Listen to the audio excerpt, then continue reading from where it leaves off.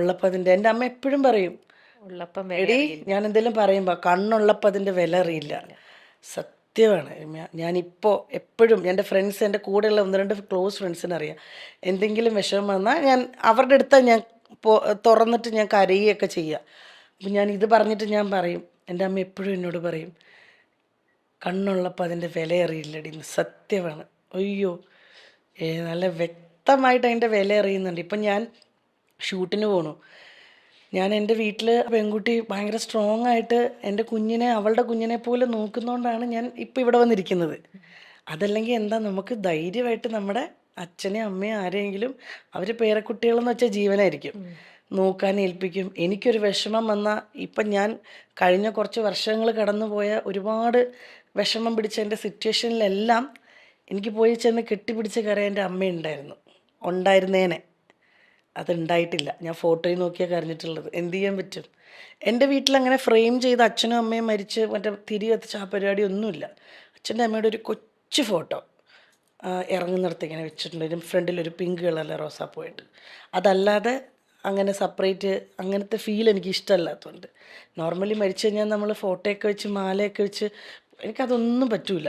അവരങ്ങനെ അവർ മുന്നേ പോയിരിക്കുക.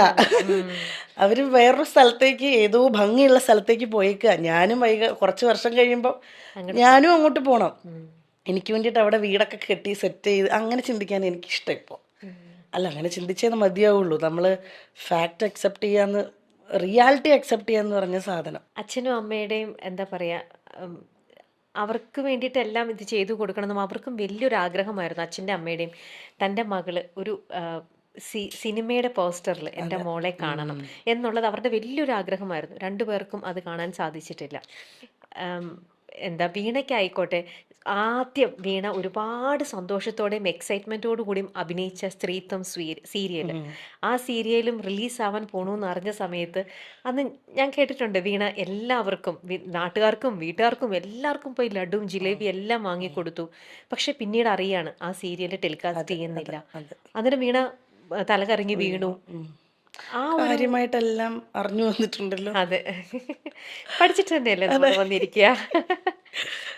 ആ ഒരു സിറ്റുവേഷൻ, ഞാൻ ഈ പറഞ്ഞ സിറ്റുവേഷൻ, അതെങ്ങനെയാണ് വീണ ഒന്ന് ഓവർകം ചെയ്തത്? ആക്ച്വലി അത് ഓവർകം ചെയ്യുന്നതിന് മുന്നേ പറയുകയാണെങ്കിൽ, എൻ്റെ അച്ഛനാണ് ആദ്യം ഇൻഡസ്ട്രിയിൽ വരുന്ന ആൾ. അച്ഛനും മലയാളത്തിൽ നിന്നുള്ള ഒരു ഒരു വലിയൊരു പ്രൊഡക്ഷൻ കൺട്രോളറും പ്രൊഡ്യൂസറും ഒക്കെയാണ് അദ്ദേഹം. അവർ രണ്ടുപേരോട് ഒരുമിച്ച്, ഞാൻ അദ്ദേഹത്തിൻ്റെ പേര് പറയാൻ ആഗ്രഹിക്കുന്നില്ല, അവർ രണ്ടുപേരോട് ഒരുമിച്ചാണ് ഇൻഡസ്ട്രിയിലേക്ക്. ഞാനൊരു 1-ാം ക്ലാസ്സിലൊക്കെ പഠിക്കുമ്പോഴാണ്. അന്ന് ടെലിഫിലിമുകളാണ് ഉള്ളത്, 13 എപ്പിസോഡ് ടെലിഫിലിമുകൾ. ഈ ഹലോ ക്യാപ്റ്റൻ എന്നൊക്കെ പറഞ്ഞിട്ട് ക്യാപ്റ്റൻ രാജു ഹീറോ ആയിട്ടുള്ള അങ്ങനെ സംഭവങ്ങളാണ് ദൂരദർശനിലുള്ളത്. അന്ന് മറ്റേ മറ്റ് ചാനലുകളൊന്നും വന്നിട്ടുണ്ടോ എന്ന് പോലും എനിക്ക് അറിയില്ല. അപ്പോൾ അതിൻ്റെ അകത്ത് പ്രൊഡക്ഷൻ കൺട്രോളറായിട്ടും പ്രൊഡ്യൂസറായിട്ടും ഡയറക്ഷൻ സൈഡിലുമാണ് എൻ്റെ അച്ഛൻ വർക്ക് ചെയ്തിട്ടുള്ളത്. ഇപ്പോൾ അന്ന് പുള്ളിയും എറണാകുളത്ത് വരുമ്പോൾ അച്ഛനും അമ്മയും തമ്മിലുള്ള പ്രേമത്തിൻ്റെ കൂടുതലുകൊണ്ട് അച്ഛൻ ഇവിടെ നിൽക്കാൻ പറ്റാതെ വന്നിട്ടാണ് അച്ഛൻ ഈ ഇൻഡസ്ട്രി വേണ്ടാന്ന് വെച്ചിട്ട് തിരിച്ച് നാട്ടിലേക്ക് വരുന്നത്, കോട്ടയത്തേക്ക്. കാരണം അമ്മയും അച്ഛനും ഭയങ്കര വലിയൊരു പ്രണയവിവാഹമാണ്, കോളിളൊക്കെ സൃഷ്ടിച്ച പ്രണയവിവാഹം അത്. അപ്പം അവർ അന്നത്തെ കാലത്ത് അത്രയും വലിയ ഇഷ്യൂസ് ഉണ്ടാക്കി രണ്ടുപേരും കല്യാണം കഴിച്ചതാണ്. അപ്പം അവരെപ്പോഴും പറയുമായിരുന്നു, മരിക്കുന്നെങ്കിൽ ഞങ്ങൾ ഒരുമിച്ചേ മരിക്കുള്ളൂ എന്ന്. അതുപോലെ തന്നെ സംഭവിച്ചു. അമ്മ മരിച്ച് 6 മാസം തികയുന്ന അന്ന് അമ്മ മരിച്ചെടുക്കുമ്പോൾ അച്ഛൻ പറയണ്ടായിരുന്നു, ലതികാമ്പാളെന്നാണ് വിളിക്കുക, ലതികാമ്പാളെ 6 മാസം എടി ഞാനും വരുവടി കൂടെ എന്ന്. 6 മാസം തികയുന്ന അതേ നക്ഷത്രത്തിൽ അച്ഛൻ മരിച്ചേക്കുന്നത്. ഭയങ്കര, അതല്ല ഞങ്ങൾക്കൊക്കെ പേടി വേഗം അച്ഛൻ എന്തെങ്കിലും പറ്റുമെന്നായിരുന്നു. കാരണം ഇവർ തമ്മിലുള്ള ഒരു ഭയങ്കര അറ്റാച്ച്മെൻറ്റാണ്. അതുപോലെ എൻ്റെ അച്ഛനെ പോലെ ഒരാളായിരിക്കണം എൻ്റെ ഭർത്താവെന്ന് ഞാൻ എപ്പോഴും ആഗ്രഹിക്കുമായിരുന്നു. സ്വാഭാവികം, ഇങ്ങനെ സ്നേഹിക്കുന്ന ഒരു അച്ഛനെ അമ്മയും കണ്ടുവരുമ്പോൾ നമ്മൾ മക്കൾ അവരെ പോലെ തന്നെ ഒരാളായിരിക്കും നമുക്ക് കിട്ടുകയെന്ന് നമ്മൾ എപ്പോഴും നമ്മൾ ആഗ്രഹിക്കും, സ്വപ്നം കാണും അല്ലേ? ആ പ്രതീക്ഷയോട് കൂടിയാണ് ജീവിതത്തിലേക്ക് ഇങ്ങനെ ഒരാൾക്ക് കമ്മിറ്റ്മെന്റ് എടുത്ത്.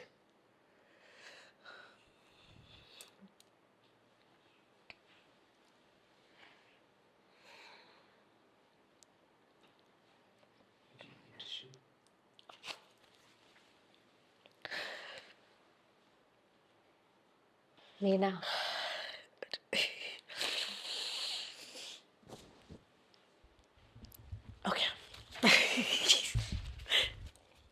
എനിക്കാനും വയ്യ ഈ സാധനം ഇങ്ങനെ ഇരിക്കുന്നോണ്ട് ഒരു വീഴാൻ പോണു. പറഞ്ഞു ലാസ്റ്റ് കണ്ടീച്ച് അല്ല വീണ, അത് ശരിക്കും പ്ലീസ്, ഞാനും വീണയുടെ അതേ ഏജിലുള്ള ഒരാളാണ്. എനിക്ക് ഈസി ആയിട്ട് റിലേറ്റ് ചെയ്യാൻ പറ്റും വീണ പറയുന്ന ഓരോ കാര്യങ്ങളും. ശരിക്കും ഞാനും ഒരു ലേഡിയാണ്, നമ്മൾ ഏകദേശം ഒരേ ഏജിലുള്ളവരാണ്. വീണ പറയുമ്പോൾ ഞാനിതെല്ലാം വിഷ്വലൈസ് ചെയ്തുകൊണ്ടിരിക്കുക. നമുക്കിത് ശരിക്കും റിലേറ്റ് ചെയ്യാൻ പറ്റും. ഞാനും കല്യാണത്തിലേക്ക് വരുന്നതൊക്കെ ഇങ്ങനെ ഏതൊരു പെണ്ണും നമ്മൾ വേറൊരു കുടുംബത്തിലേക്ക് പോകുമ്പോൾ ഇതൊക്കെ പ്രതീക്ഷിച്ചുകൊണ്ടല്ലേ.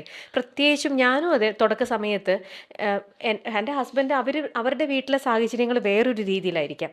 നമ്മളെപ്പോഴും നമ്മുടെ അച്ഛൻ്റെ അമ്മയുടെ രീതി വെച്ചിട്ടാണ് നമ്മൾ അദ്ദേഹത്തിനെ കാണുന്നതും.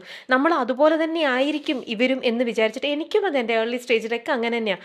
എൻ്റെ അച്ഛനും അമ്മയും, എൻ്റെ അച്ഛൻ എവിടെ പോകണമെങ്കിലും എൻ്റെ അമ്മ ഡ്രസ്സ് എടുത്ത് കൊടുക്കണം. എൻ്റെ അച്ഛൻ അവർ തമ്മിലുള്ള ബോണ്ടിങ്, എൻ്റെ അച്ഛനും അമ്മയും തമ്മിൽ ടച്ച് വിടും, ഭയങ്കര നല്ലൊരു ഇതാണ്. അപ്പം ഞാൻ അത് തന്നെ പ്രതീക്ഷിക്കുമല്ലോ. പക്ഷെ ഞാൻ ഇവിടെ വരുമ്പം ഇവർക്ക് അങ്ങനെ നിഖിലിന് ഞാൻ അങ്ങനെ ഡ്രസ്സ് എടുത്ത് കൊടുക്കൊന്നും വേണ്ട, നീലാണ് തന്നെ എടുക്കണം. അപ്പോൾ ആ തുടക്കത്തിൽ നമുക്കത് ബുദ്ധിമുട്ടായിരിക്കും. പിന്നീട് ഓക്കെ, നമ്മൾ റിയാലിറ്റി മനസ്സിലാക്കുകയാണ്, ഇവരിങ്ങനെയാണ്, അതങ്ങനെയാണ്. പക്ഷെ വീണ ഇപ്പോൾ പറയുമ്പോൾ എനിക്കത് നമ്മൾ എല്ലാ പെൺകുട്ടികളും ഇങ്ങനെ തന്നെയാണ് ലൈഫിലേക്ക് എൻ്റർ ചെയ്യും. നമ്മൾ അതിനകത്ത് എന്ന് വെച്ചാൽ എൻ്റെ എനിക്ക് എന്താണെന്ന് പറയുക, എനിക്ക് ആ കഴിഞ്ഞു പോയ ആ ഇതിനെപ്പറ്റി എനിക്ക് ഒത്തിരി പറയാൻ ആഗ്രഹമില്ലാത്തതുകൊണ്ടാട്ടോ. അല്ല, ഞാൻ പറയുകയാണ്. പക്ഷെ നമ്മൾ അങ്ങനെ ഭയങ്കര നല്ല ലൈഫായിരുന്നു. ഞാനും അദ്ദേഹവും ഭയങ്കര ഹാപ്പി ആയിക്കൊണ്ട് നല്ല രീതിയിൽ പോയിക്കൊണ്ടിരുന്ന. പിന്നെ കുറച്ച് താളപ്പിഴകൾ വന്നപ്പോൾ അത് പ്രോപ്പറായിട്ട് ഞങ്ങൾ ഹാൻഡിൽ ചെയ്തില്ല. എൻ്റെ ഭാഗത്ത് മിസ്റ്റേക്സ് ഉണ്ട്, അദ്ദേഹത്തിൻ്റെ ഭാഗത്ത് മിസ്റ്റേക്സ് ഉണ്ട്. അപ്പം അതുകൊണ്ടൊക്കെ ഇങ്ങനെയൊക്കെ ആയിപ്പോയി. ഒരു പക്ഷേ എൻ്റെ അച്ഛനും അമ്മ ഉണ്ടായിരുന്നെങ്കിൽ ഇങ്ങനൊന്നും ആവില്ലായിരുന്നു. അതെ. എൻ്റെ സൈഡിൽ നിന്ന് ആ സമയത്ത് സംസാരിക്കാൻ അല്ലെങ്കിൽ അതിനൊന്നും അച്ഛനും അമ്മ ഉണ്ടായിരുന്നെ കുറച്ചുകൂടെ സ്ട്രോങ് ആയിട്ട്. എൻ്റെ ചേട്ടൻ ഒറ്റ കാര്യം എന്നോട് പറഞ്ഞുള്ളൂ. എനിക്കൊരു ബ്രദറുണ്ട്, ശരത്ത് എന്ന പേര്, ലിബു എന്ന് ഞാൻ വിളിക്കും. ലിബു ചേട്ടൻ ഒറ്റ കാര്യമേ പറഞ്ഞുള്ളൂ, നിൻ്റെ തീരുമാനമാണ് നിൻ്റെ ലൈഫ്. പക്ഷെ നമ്മുടെ അച്ഛനും അമ്മ ഉണ്ടായിരുന്നെ കുറച്ചുകൂടെ നമ്മളോട് അങ്ങനെ ആയിരിക്കില്ല പറയുക. ഏട്ടൻ കുറച്ചുകൂടെ മുതിർന്ന രീതിയിൽ ഏട്ടൻ എന്നോട് അങ്ങനെ സംസാരിച്ചു എന്നേ ഉള്ളൂ. ബാക്കി എനിക്ക് കണ്ണൻ്റെ വീട്ടിൽ വേറെ അങ്ങനത്തെ വലിയ ഇതൊന്നും ഉണ്ടായിരുന്നില്ല. ഞങ്ങൾ കുഴപ്പമില്ലായിരുന്നു, ഞാൻ ഓക്കെ ആയിരുന്നു, ഞങ്ങൾ ഹാപ്പി ആയിരുന്നു. ഞങ്ങൾക്ക് ഒത്തിരി നല്ല ഗുഡ് മെമ്മറീസ് ഉണ്ട്. പിന്നെ ബാഡ് മെമ്മറീസ് ഉള്ളത് അത്ര നല്ലതല്ല, അത്രയേ ഉള്ളൂ. അതെൻ്റെ ഭാഗത്തു നിന്നും അദ്ദേഹത്തിൻ്റെ ഭാഗത്തു നിന്നും എങ്ങനെയോ ആയിക്കോട്ടെ. അതെ, ഒരു ഫാമിലിയിൽ അത് ഗുഡ് മെമ്മറീസും ബാഡ് മെമ്മറീസും ഉണ്ടായിരുന്നു. അതിനകത്ത് ഗുഡ് മെമ്മറീസ് ഒത്തിരി ഉണ്ട്. അതുകൊണ്ട് എനിക്ക് ഇപ്പോഴും എനിക്ക് അദ്ദേഹത്തെ വെറുക്കാനോ അദ്ദേഹത്തോട് ദേഷ്യമോ അല്ലെങ്കിൽ ഒന്നുമില്ല. എനിക്കിപ്പോഴും അതുകൊണ്ട് എൻ്റെ മോൻ്റെ അച്ഛൻ എന്നുള്ള രീതി എനിക്ക് ഭയങ്കര ഇഷ്ടമാണ് അയാളെ ഇപ്പോഴും. കാരണം at the end of the day ഞങ്ങൾ തമ്മിൽ ഇത്രയും വർഷം ഒരുമിച്ചുണ്ടായിരുന്നതാണ്. നമ്മൾ ഒരു ദിവസം നമ്മൾ പിരിഞ്ഞു അല്ലെങ്കിൽ പിണങ്ങിയെന്ന് വെച്ചിട്ട് ഞാൻ അദ്ദേഹത്തെ കുറേ കുറ്റപ്പെടുത്തി, അല്ല അദ്ദേഹം എന്നെ കുറേ കുറ്റപ്പെടുത്തി. ഞാൻ ഓരോ പബ്ലിക് പ്ലാറ്റ്ഫോമിൽ പോയി നമ്മളിരുന്ന് സംസാരിച്ചിട്ട് ഒന്നും നേടാനില്ല. അദ്ദേഹം നല്ല മനുഷ്യനാണ്. അദ്ദേഹത്തിന് അങ്ങനെ ഞങ്ങളതായിട്ടുള്ള പേഴ്സണൽ പ്രശ്നങ്ങളാണ് അതൊക്കെ. പക്ഷെ അത് മോനെ ബാധിക്കരുതെന്ന് ഞങ്ങൾക്ക് ഭയങ്കര നിർബന്ധമുണ്ട് കേട്ടോ, രണ്ടുപേർക്കും. അത് ഞങ്ങൾ മോനെ ബാധിപ്പിച്ചിട്ടേ ഇല്ല. ഇപ്പം അവധി വന്നപ്പോൾ കണ്ണൻ്റെ കൂടെ ആയിരുന്നു ഓൾമോസ്റ്റ് ദിവസങ്ങൾ. കാരണം എനിക്ക് നല്ല തിരക്കായിരുന്നു. അപ്പം ഞാൻ തന്നെ വിളിച്ചിട്ട് പറഞ്ഞു, കണ്ണ കുറച്ച് ദിവസം കൂടെ അവനോട്. അതിനെന്താ, കണ്ണന് സന്തോഷമില്ലല്ലോ.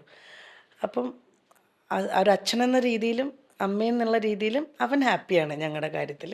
ആ ഒരു സന്തോഷം എനിക്കുണ്ട്. കാരണം അയാൾ നല്ല സോളാണ്, കണ്ണന് നല്ല മനുഷ്യനാണ്. പിന്നെ ഈ പേഴ്സണലി ഉള്ള പ്രശ്നങ്ങളാണ് ഇതിലേക്ക് ഇങ്ങനെ ഒരു രീതിയിൽ അങ്ങ് പോയത്. നമ്മുടെ ആ പ്രായത്തിന്റെ പുറത്തുണ്ടാവുന്ന നമുക്ക് ആ ഒരു പക്വതയില്ലായ്മയുടെ പുറത്തോ ഒരുപാട് അതിനകത്ത് കുറേ സംഭവങ്ങളുണ്ട്. അപ്പം അത് എന്താ പറയുക, അത് അടഞ്ഞു അധ്യായം. അതെ, പക്ഷേ നമ്മുടെ ഒരു എന്താ പറയാ, അച്ഛനും അമ്മയും ഉണ്ടായിരുന്നെങ്കിൽ ഇങ്ങനെ ഒന്നും നമുക്ക് സംഭവിക്കുക. എപ്പോഴും നമ്മുടെ ബാക്കിൽ നമുക്കൊരു സ്ട്രെങ്ത് ആണല്ലോ അവർ കൂടെ ഉള്ളപ്പോൾ.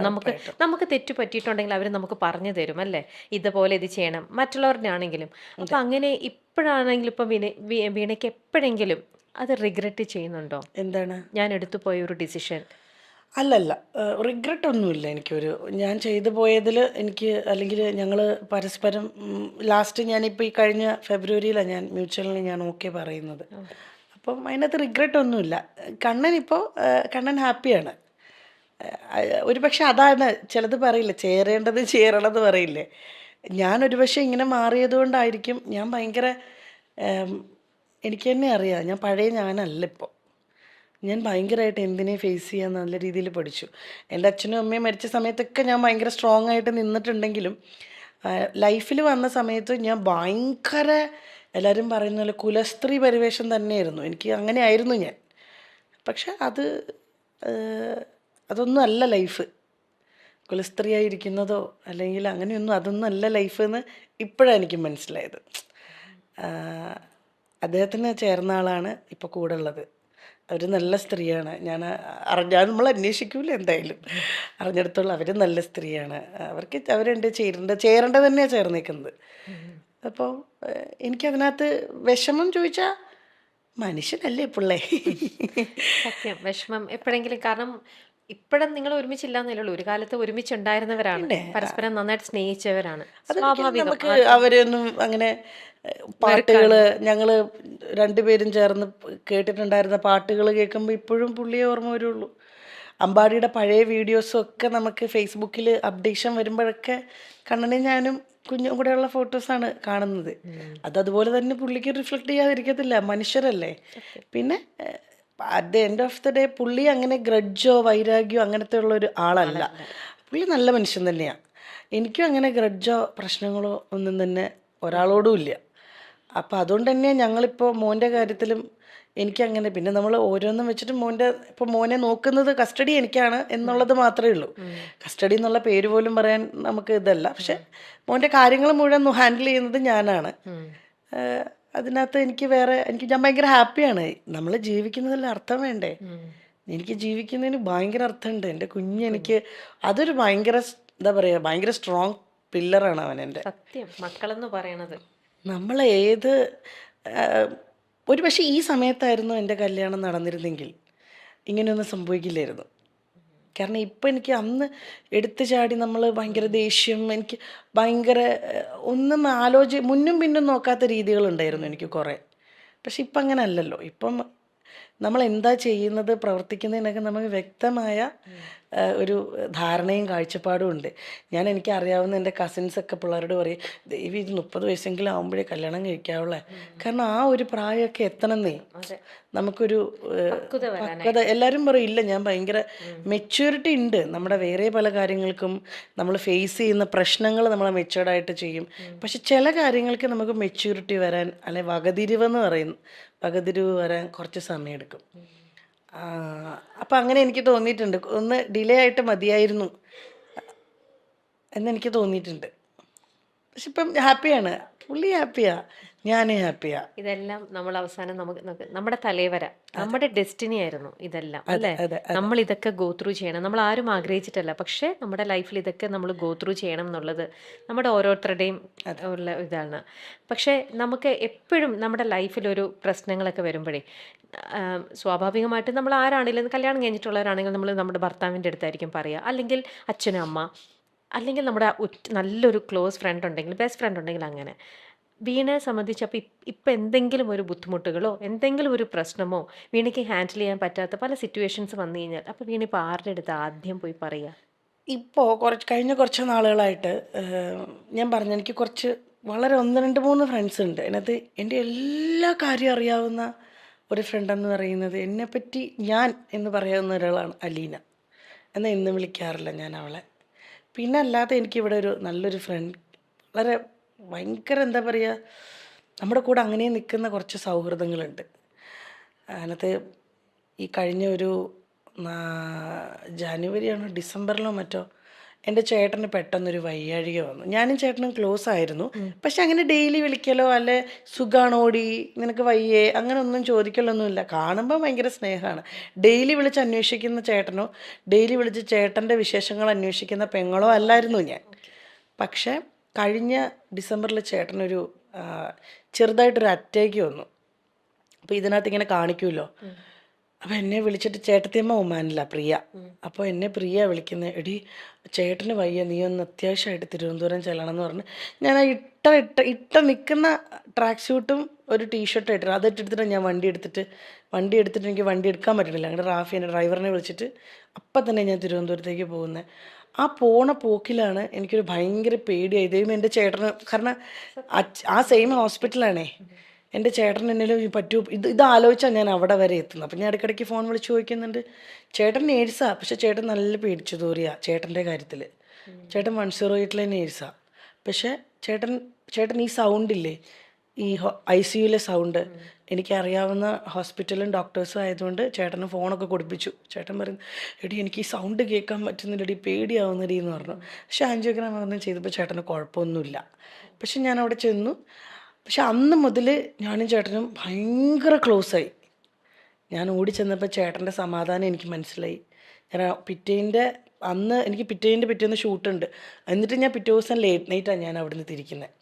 അതുവരെ ചേട്ടൻ്റെ കൂടെ ഇരുന്ന് ചേട്ടനെ കംഫർട്ടാക്കി.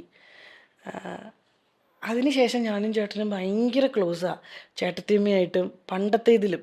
കാരണം എനിക്കൊരു തോന്നൽ, ദൈവം എൻ്റെ ചേട്ടനും കൂടെ എന്നെ വിട്ടേച്ചപ്പോൾ ഞാൻ എന്ത് ചെയ്യും, അങ്ങനെ ഒരു പേടി ഉള്ളിൽ വന്നിട്ട് അതിനുശേഷം ഞങ്ങൾ 3 പേരും തമ്മിലുള്ള ബോണ്ടിങ്, ഏട്ടത്തിയമ്മയും ഞാനും, എനിക്ക് ചേട്ടന് വേണ്ടി എനിക്ക് സ്റ്റാൻഡ് ചെയ്യണം, ചേട്ടനും അതുപോലെ തന്നെ എല്ലാ കാര്യത്തിലും എൻ്റെ ഇടപെടുന്നു. എൻ്റെ പ്രശ്നങ്ങൾ വരുമ്പം ഞാൻ ചേട്ടാ ഇങ്ങനെയാ ചേട്ടാ, ഞാൻ എന്താ ചെയ്യുക. അപ്പോൾ അന്ന് ഡിവോഴ്സ് ചെയ്യുന്ന സമയത്തും എൻ്റെ ചേട്ടൻ തിരുവനന്തപുരത്ത് നിന്ന് ചേട്ടൻ കൂടെ വന്നിട്ടാണ് ഞാൻ സൈൻ ചെയ്യാനെല്ലാം പോയത്. അപ്പോൾ ഇപ്പോൾ ചേട്ടൻ എനിക്കിപ്പോൾ ഭയങ്കര ഒരു, എൻ്റെ എന്താ പറയുന്നത്, ഇത്രയും കുറേ ചെറുതിലെ എനിക്ക് നഷ്ടപ്പെട്ടു പോയിരുന്ന ഒരു ബോണ്ടിങ് ഉണ്ടായിരുന്നു. ചെറുതിലെന്ന് വെച്ചാൽ ഒരു ചേട്ടൻ്റെ കല്യാണമൊക്കെ കഴിഞ്ഞ് ചേട്ടൻ ബിസിയായി, ഫാമിലി 2 മക്കളുണ്ട്, അവരവരുടെ ലൈഫ്. അതിൽ നിന്ന് മാറി ഞാനും ചേട്ടനും പ്രിയയൊക്കെ തമ്മിൽ ഇപ്പോൾ ഒരു ഭയങ്കര ബോണ്ടുണ്ട്.